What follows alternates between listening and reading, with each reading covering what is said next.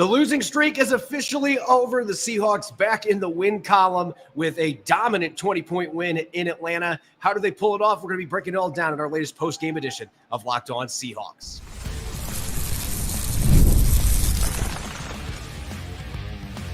You are Locked On Seahawks, your daily Seattle Seahawks podcast.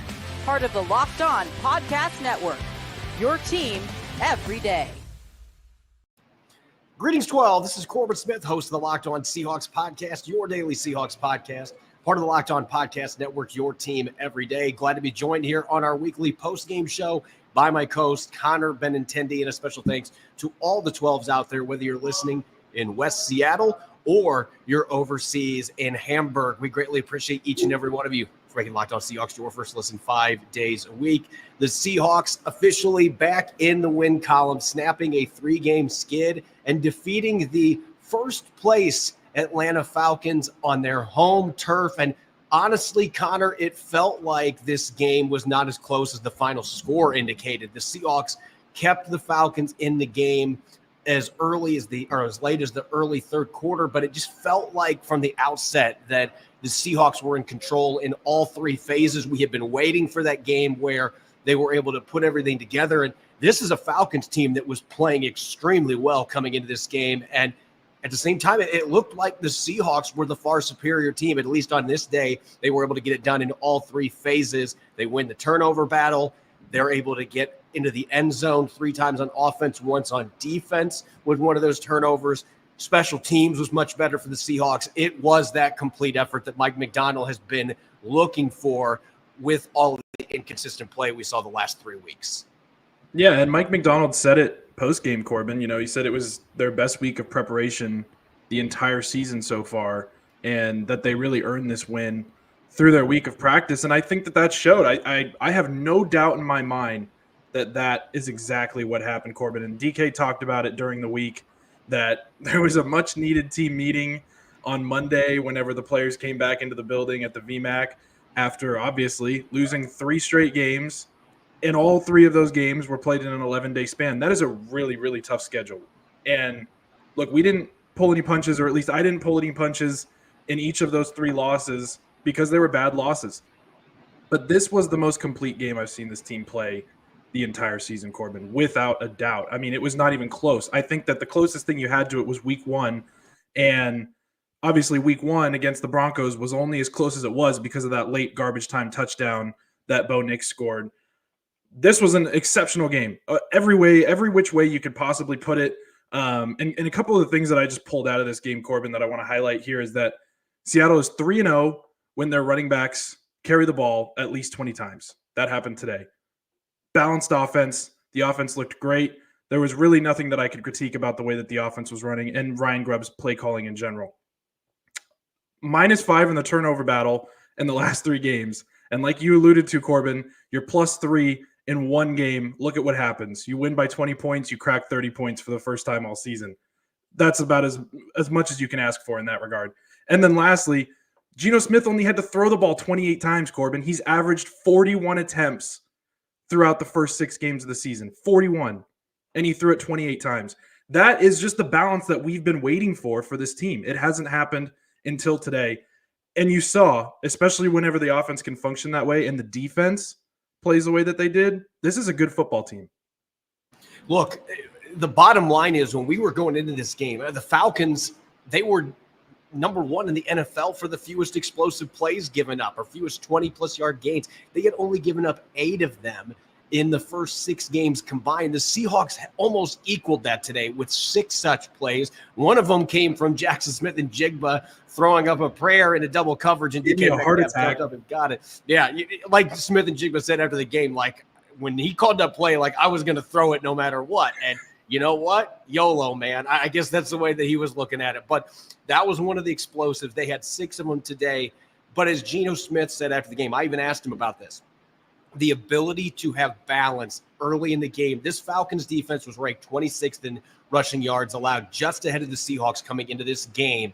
So this was the matchup where you had to start moving the line of scrimmage, and you had to start creating some opportunities for Ken Walker III and Zach Charbonnet. And Walker was fantastic. 2 touchdowns in this game, a diving receiving touchdown for one of those. He could have had 2 rushing touchdowns, but they called it back on the first drive because of a hold on A.J. Barner. That, going back and watching, I'm not really sure why that was called a hold other than his hands were outside of the frame, but it didn't look like a hold to me. Nonetheless, Ken Walker III had a fantastic game. They were able to get the run game going. And maybe what I was most excited about, the times that the Seahawks have ran the ball effectively earlier in the season, we still didn't see Ryan Grubb doing very much under center play action, which to me, that is Geno Smith's bread and butter. He is as good as any quarterback in the NFL at throwing the football from those under center play action looks. They came out in attack mode and ran several of those play action plays to generate those explosives downfield that the Falcons had not been giving up this year. So you couple the run game being effective with utilizing that to have a play action palette there that just hasn't been available. That was encouraging. And look, on the defensive side of the ball, if you are a glass half empty thinker, you're looking at what happened in the first half and thinking, man, the Seahawks did nothing to address their run defense. They gave up over 110 rushing yards and just 15 carries in the first half. It felt like same old, same old. But I think maybe the thing that I am most encouraged about coming out of this game, even when the Falcons scored a touchdown on the opening drive in the third quarter, the run defense got much better after halftime. They had 3 plays on that drive alone with 0 or negative yards in the run game. It felt like you saw that get tightened up. And Bijan Robinson and Tyler Algier had 22 combined rushing yards in the final 2 quarters. Some of that's because the Falcons couldn't run the ball anymore once they fell behind multiple scores. But, Connor, this was a building block game to me for the run defense. We saw better run fits. We saw some of the secondary guys coming up and making plays. And Mike McDonald was encouraged by it after the game. I certainly am too. It felt like the missed tackles were the biggest problem for him in the first half. They sharpened all that stuff up in the second half. And overall, they did a fantastic job holding this offense that was just outside the top 10 in points and was 6th in passing yards. They really did a great job most of this game of holding them in check. And I think a lot of that had to do with the fact that, as Mike McDonald likes to say, you have to earn the right to rush the passer. They earned that right in the second half, and they took full advantage of it. Yeah, to your point, Corbin, only 16 – there was 16 carries by Atlanta in both halves. And in the first half, they piled up 116 yards. In the second half, they piled up 39. I mean, it was a complete switch, flip of the script for Seattle. And I think if you were to come out of this game, I think maybe the one area that you could possibly critique – I was trying to find areas to critique, Corbin, and this is so different than the last 3 weeks that we've been doing this show. It's like I was actually having to search for areas. But if you wanted to focus on a negative, it would be that first half in run defense. But look, the defensive front looked incredible. That was mostly the linebackers, I think, that were not able to get stops at the second level. They were getting swallowed up, and we'll get to that. But the run defense was much, much improved in the second half. And honestly, even if it wasn't, Corbin, I probably wasn't going to come in here and rip the run defense because guess what? Bijan Robinson is an incredible football player. He's remarkable. He's just an incredible football player. And sometimes when you have an incredible football player on the other side of the line of scrimmage, you're going to get beat a couple times. And that I was not even going to come in here and lay into the run defense regardless of what happened in the second half. But on the defense overall, the fact that they stepped up, obviously you have Derek Hall and Boye Mafe, man. Just they are coming into their own. I'm really upset that Boye Mafe obviously missed those couple of games because his sack numbers could be, up there with the league's best right now. They're still up there with the league's best despite missing time. Derek Hall is right there too. Those guys combining on the play of the season so far to turn that game around. You have the situational football there is Atlanta's on Seattle's 48-yard line. If they keep driving, they go get a touchdown. You have a 3-point game again. We're looking at a close game potentially, right? Then you flip that. You turn a 10-point lead into a 3-score game. Yep. Those are just the plays that we have not seen from this Seahawks team during the 3-game losing streak, that whenever they needed a play to happen to turn the tide and completely negate another team's chances of getting back in the game, those never came. And that came in this game. And that was Derek Hall and Boye Mafe, 2 of the young guys that you need to be making those plays, making that play. And then obviously you get the 2 interceptions on Kirk Cousins after that. And on 3 consecutive drives, you force turnovers. And That's just exactly what you want to see. I think Mike McDonald right now, Corbin, and you saw it during the press conference, way different demeanor, obviously, because they won, but just his defense's performance and able to create turnovers. He talked about it all week, Corbin, of just trying to make that ball come alive, just trying to get the opportunities, take more shots on the ball, and that's exactly what the Seahawks did. I think he is grinning ear to ear, and he will be until tomorrow, maybe the next day, on the way that his team played today.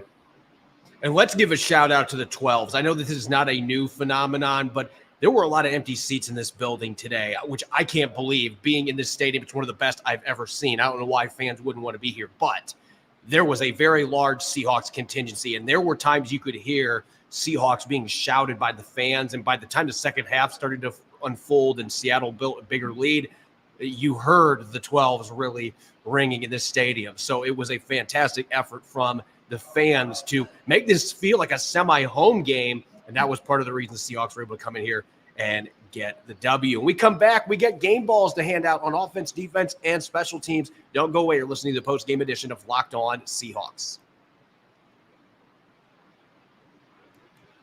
This episode is brought your way by FanDuel. You can start the season with a big return on FanDuel, America's #1 sportsbook. When you get a hunch in the middle of the game, you can check out the latest stats, view live play-by-play, and so much more on the same page where you place your bets. You'll get started with $200 in bonus bets guaranteed when you place your first $5 bet. Looking towards next week, you can bet on everything from Tyler Lockett scoring a touchdown against the Bills, or Jackson Smith-Njigba being the first player to have a 30-plus yard reception. Just throw in a $5 bet and you'll get $200 in bonus bets. Just visit FanDuel.com today and download America's #1 sportsbook. Welcome back to the post-game edition of Locked On Seahawks. This is your host, Corbin Smith. Glad to be joined by my co-host, Connor Benintendi, and a special thanks to all the 12s who are listening in. Thank you, as always, for making Locked On Seahawks your first listen 5 days a week. We greatly appreciate it. The Seahawks finally snapping a losing streak. They beat the Falcons in Atlanta on the road in dominant fashion, a 34-14 victory that at times felt even more commanding than that. And like you said, Connor, a few plays here and there, Atlanta could have very well kept this within striking distance, but the Seahawks really imposed their will in all three phases for most of the second half. Let's get to our game ball winners, and we're going to start on the offensive side of the football. And look, it would be the low-hanging fruit for both of us. And as Geno Smith said, you can declare this the Ken Walker the Ken Walker flu game, coming out and having a phenomenal performance despite being sick and being added to the injury report on Saturday. This is going to be a game that people are going to remember for a long time with what he did, not just as a runner, but as a receiver. Yeah, and that's really what it came down to in terms of picking him for a game ball here, Corbin, is obviously it wasn't an incredible game in terms of the stats, had less than 100 total scrimmage yards. But the fact that, and I loved what, during the press conference, what Mike McDonald said. He got asked, about how sick was Ken Walker, and he kind of hesitated. And he's like, well, I don't know. He was pretty sick. Like, he just told me that he wasn't feeling good. It's like I'm not a doctor kind of thing, which it's a good question. It's a fair question. But it's like, what are you supposed to say to that? It's like the guy was sick. It was his birthday, but, he had a solid day. So overall, but it was just his impact. Obviously, the 2 touchdowns both came at really crucial times, and it allowed Seattle to keep Atlanta at arm's length. So really impressed by the way he played today, especially if he was really feeling crappy. And, if we need to have a Kenneth Walker flu game, I don't necessarily want that, but we got one today, and I'm very impressed by it. Yeah, it was an awesome performance, and we saw him. I mean, he was playing like the Ken Walker we are used to. He was bouncing runs outside and accelerating past defenders. He was grinding out plays occasionally where he was running through tackles and picking up extra yardage, spinning after he was hit to get an extra yard or two. He did all of those things, and then the diving touchdown catch was phenomenal from Geno Smith. And more on that play here in a minute, because there's another part of it that I want to discuss. But the dive there, you can see the receiving background. Ken Walker was a receiver in high school. You can see that with his soft hands. And so really came through and had a dominant effort. With that being said, look, I know that it's difficult in post-game. You're not going to have all of PFF's stats for pressures allowed and all of those things. When you're talking about offensive linemen, there's not easy stats that you can look at unless your O-line gets completely destroyed and gives up a bunch of sacks. then you could obviously do that. But let's give some love to the 6th-round pick, Mike Jarrell, coming from Findlay University, Division II, had never played an offensive regular season snap in his career. Started today, and look, it wasn't perfect. He did give up a sack in this game.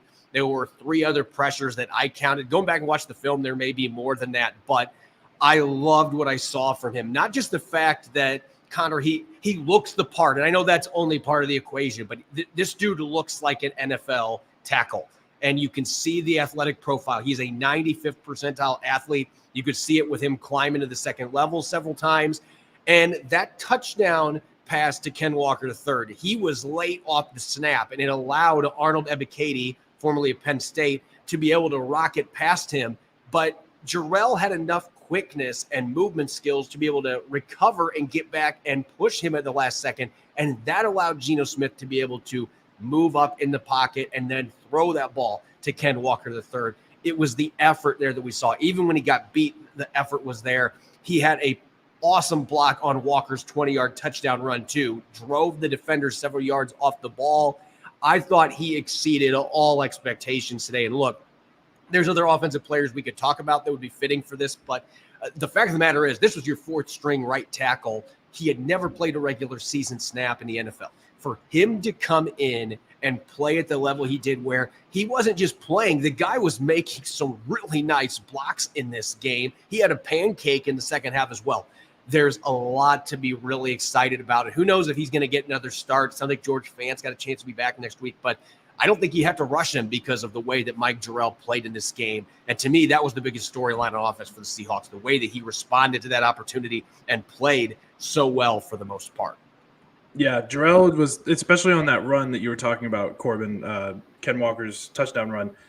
I mean, he had that defender so wide. I don't know who he was blocking. I'd have to go back and look at it again. But he had him so wide and far off the line of scrimmage, you could have drove a truck through that lane. So that was just beautiful by Mike Jarrell. And shout out to Greg Bell of the Tacoma News Tribune, posting a video on Twitter talking to Jarrell after the game. And Jarrell was talking about how at this time last year, he was playing a university that nobody has ever heard of, obviously coming from Findlay and playing Division II.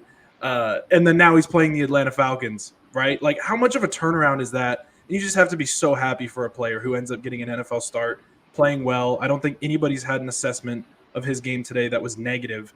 So you got to love it for the guy. And honestly, who knows if he's going to be the long-term option there? We obviously don't know what Abe Lucas's future looks like at this point. Obviously, George Fant, went down in week 1, and we haven't seen him since. And Mike McDonald said that George Fant could be back this next week. But like you said, Corbin, I don't really see much of a reason to rush him back when you have a young offensive tackle who just played the way that Mike Jarrell did. Just let him keep going. Because the one thing I want to see, Corbin, and this is the last thing I'll say on it, is this is not a knock against Jarrell or any of the offensive linemen, but the Falcons did have one of the league's worst pass rushes coming into this game. Obviously, 7.04% pressure to sack ratio, which was dead last in the league. And then they were 30th in the league in total pressures. So this wasn't among the league's best pass rushes that they're going to face. But that's why I want to see Jarrell continue to play, because I want to see how he plays against some of the better pass rushes in the league. And we're only going to see that if he stays on the field.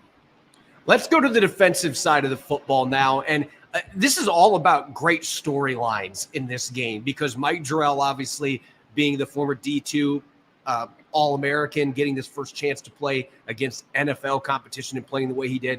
Kobe Bryant has had a long journey to this point where he is back in the starting lineup. Now, Rayshon Jenkins out for the next 4 weeks. He's going to get an extended opportunity. But even when Jenkins comes back, if Kobe Bryant plays the way that he did today, he's got an opportunity to carve out a extensive role in Mike McDonald's defense. And it's clear Mike McDonald has been raving about Kobe Bryant for the last several months. He loves the way that he practices, and he is practicing what he preaches as a coach. He is giving guys opportunities that are earning those opportunities on the practice field. Kobe Bryant has slowly been getting some situational snaps on defense before Jenkins' injury, but all he does in his first start of the year, goes out and gets a team-high 11 tackles. He had several really nice run stops. There was one he had at the goal line where he ended up blowing Bijan Robinson up. He looked really good. getting up as a forced defender. He was aggressive. And oh, by the way, he finally gets an interception, as he was joking. Now, this was not fully accurate because Quandre Diggs was only penalized on one of the 2 interceptions that was overturned early in his career. But he was joking that he was going to text Quandre Diggs that, hey, thankfully you weren't here this time so that I could get my interception. But picks off a pass that went through Drake London's hands and gets the interception, gets to the ground, makes sure there's no yellow around. I just thought Kobe Bryant was one of the catalysts for this defensive effort, for holding this high-powered offense to just 14 points today. And a really cool story when you consider that he had the injuries last year, and then before training camp, we don't know where he's going to fit. He seems to have found a home at safety, and he's got some trust from his teammates and his coaches. Julian Love saying that he was an advocate for getting him on the field. He deserves the game ball as a, just an all-around performance that I thought was exceptional today. Yeah, I'm a fan of it. Corbin. And it's one of those things where this defense has been so banged up throughout this season, right? We've seen it time and time again. Linebacker, defensive back, defensive line, edge rushers. There's been injuries at every single spot. And all season they've been talking about next man up. And we haven't really seen it yet until this game. Like the deficiencies that were supposed to be there because of injuries in the past 3 games were there. Right? We never had to debate about whether, this player played up to snuff or whatever else filling in for that spot. Point is, Kobe Bryant filled in. Rayshawn Jenkins goes down. He gets put on IR in kind of a shocking move because obviously he got, pretty much emergency hand surgery after last week's game. And you have Kobe Bryant come in and fill in a whole lot more snaps after Rayshawn Jenkins has played every single snap on defense this season. And Kobe Bryant just looked great. And I'm just happy for the guy. You can't not be happy for the guy. Again, like you said, Corbin, about the storylines today. You got Mike Jarrell. How can you not be happy for Mike Jarrell? How can you not be happy for Kobe Bryant? Some of these guys who they needed to step up and do stuff and really fill in big roles, they did. And my game ball is going to Boye Mafe. I'm not going to sugarcoat this one or even, really. What more do we really have to say? It's right there on the screen. 3 tackles, 1 sack, 1 forced fumble. That was, if you had to pick out one turning point in the game, that was the turning point in the game, Corbin. I think that started 3 straight turnovers by the Falcons. Seattle only needed 3 more points after the turnovers started rolling in to seal the game. And I think Mafe is just such a catalyst for this defense. The way that he's developing, not only as a pass rusher, but as a run defender as well, being able to set the edge. It's sad whenever we don't have to think about Uchenna Nwosu after a game because we all love Uchenna Nwosu. He's a great player, but we didn't miss Uchenna Nwosu in this one because Boye Mafe and Derek Hall particularly played so well. But Mafe gets the game ball purely because he's the one who forced that fumble. And that was the snowball that really started things. That forced fumble that was returned by Hall 64 yards for a touchdown. And then suddenly it's a 2-score game. The Falcons are dropping back to throw, and then they have a couple interceptions. So again, that was the snowball that really turned into an avalanche in the second half. And the Seahawks were able to make this a bit of a laugher. On special teams, real quick, I thought this was easily the best special teams game the Seahawks had. And Young Hoku missed a field goal, which doesn't happen very often for the Falcons. The Seahawks were much better on special teams today. Jason Myers booting a 59-yard field goal in the fourth quarter, getting it over the uprights.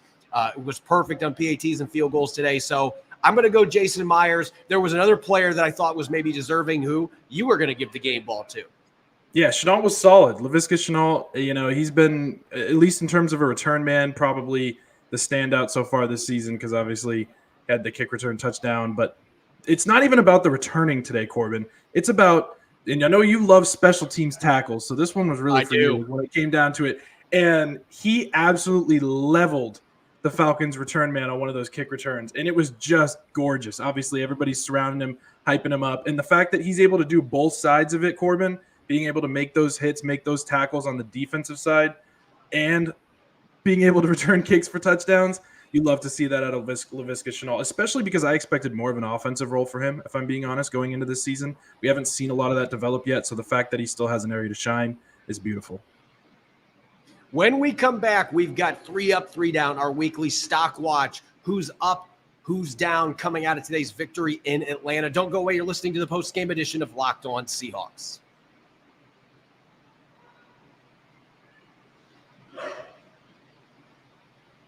Welcome back to Locked On Seahawks post-game edition. This is your host, Corbin Smith. Glad to be joined, as always, here post-game by Connor, Benintendi, and a special thanks to all the 12s.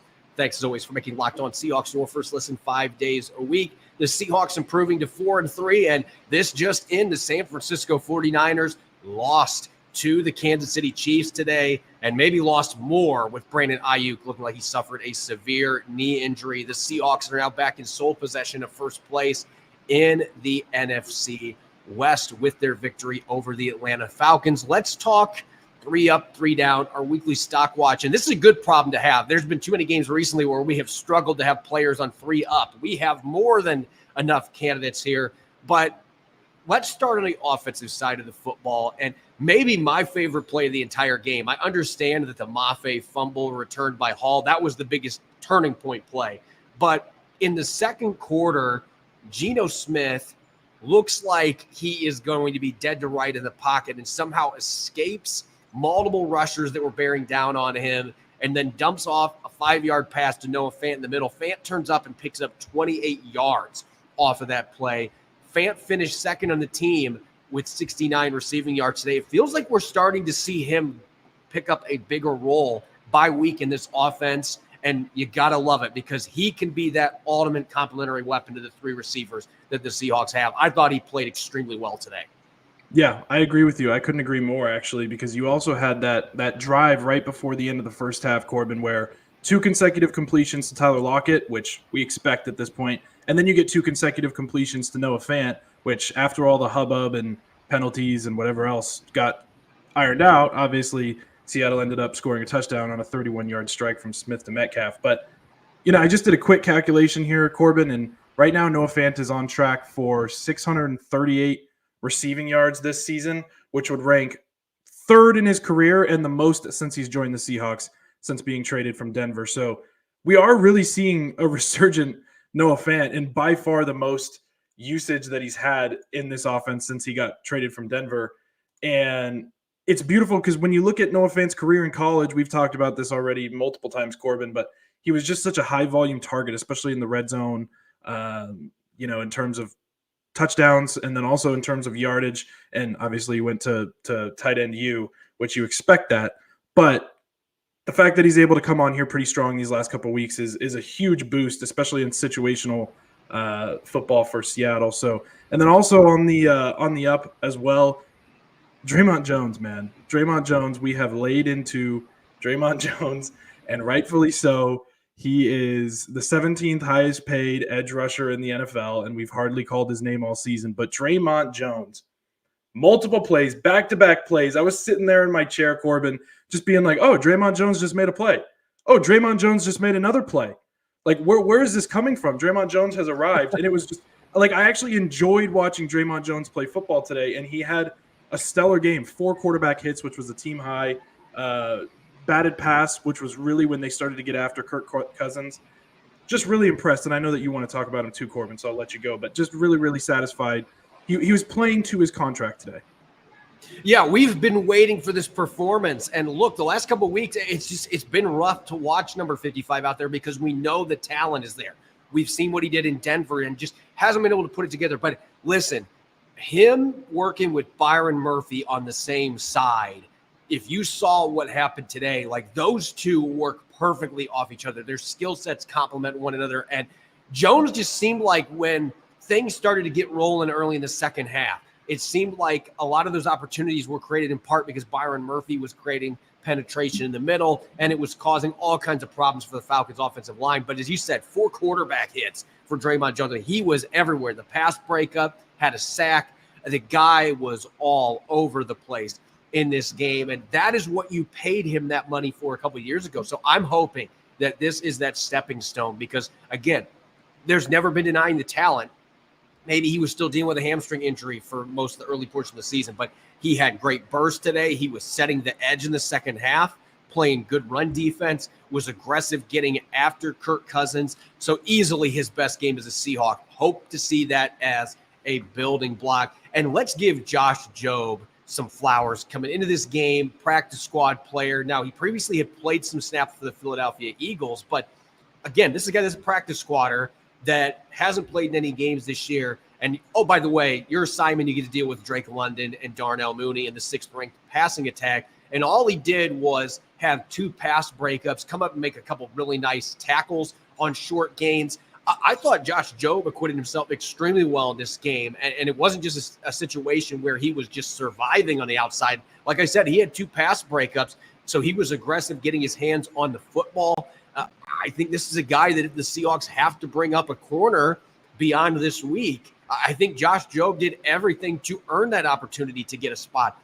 on the 53. So that was really exciting to see him go out there in this game where they were so beat up in the secondary and be able to come through with those contributions.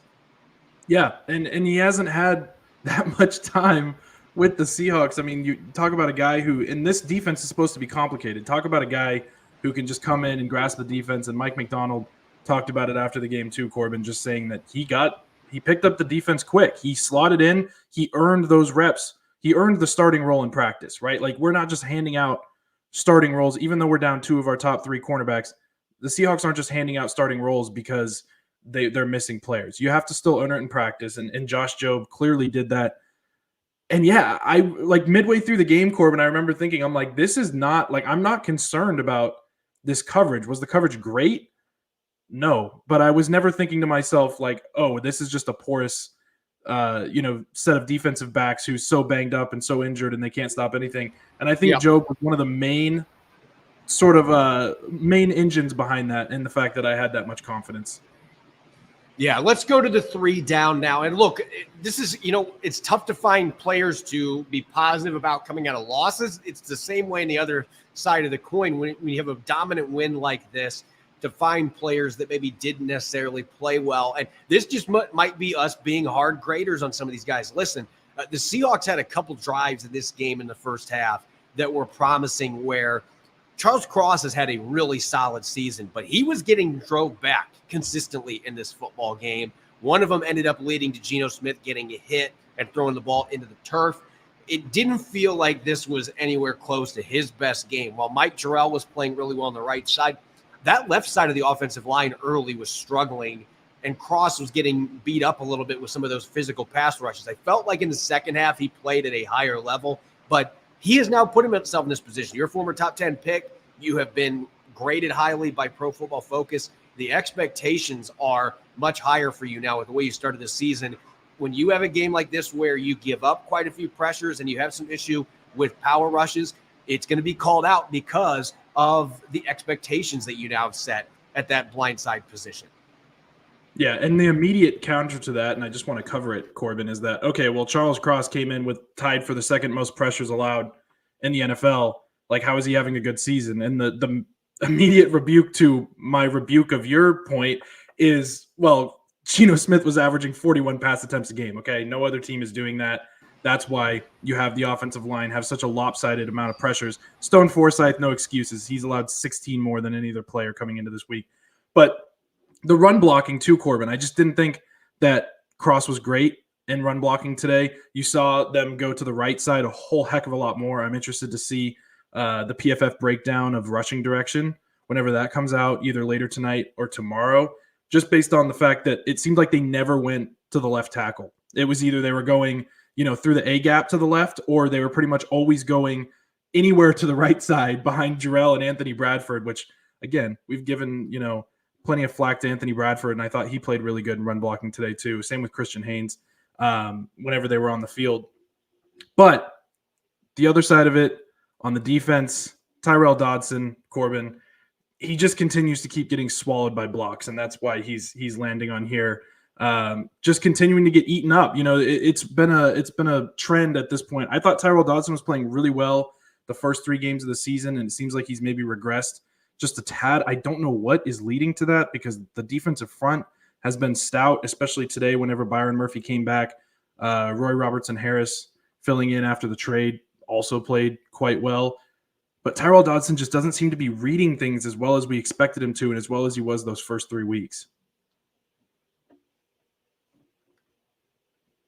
This is going to feel like, sorry for muting, we had some noise here, but this is going to feel like maybe I'm picking on a rookie here a little bit. But Nehemiah Pritchett is the last one that I've got down on my 3 down list, just because the missed tackles were already something that was alarming going into this game. He had missed 60% of his tackle attempts in the couple of games that he had played in. That continued today. There were a couple really bad misses by him. And I thought he did some good things in coverage. There were some encouraging plays. He did give up a touchdown on 4th and 1. So it was a tough game for him in some regards. First start, you're a late round pick as a rookie. There's going to be bumps in the road. But I was more concerned about the missed tackles than that 4th and 1, where I didn't necessarily understand why they had their corners off the ball so much, but it was a no huddle situation. I'm not going to put that on him as much as the missed tackles, but to me, this is a young man that has shown some potential. This is something you can build off of, but certainly Josh Jobe seemed to acquit himself a little better in this game than what Nehemiah Pritchett did. Jobe has played more snaps in the NFL prior to this point than what Pritchett has. This is something that he can learn from, and if he has to play more, I think he is going to be able to improve upon that. But the lost tackles, the lost plays on the field, and then giving up a touchdown, he was one of the guys that didn't necessarily have a great game on the defensive side. Yeah, I agree. And I don't really think there's honestly too much I can add to that because you pretty much covered it there, Corbin. But I just had a little bit higher expectations for him after watching him last week fill in, in kind of an emergency role, and especially getting that big pass breakup late in the game. You always come into these types of games, especially with a rookie, Corbin, optimistic that, okay, he's had some flashes. He's had those certain plays where it's really encouraging, his skill set and his instincts.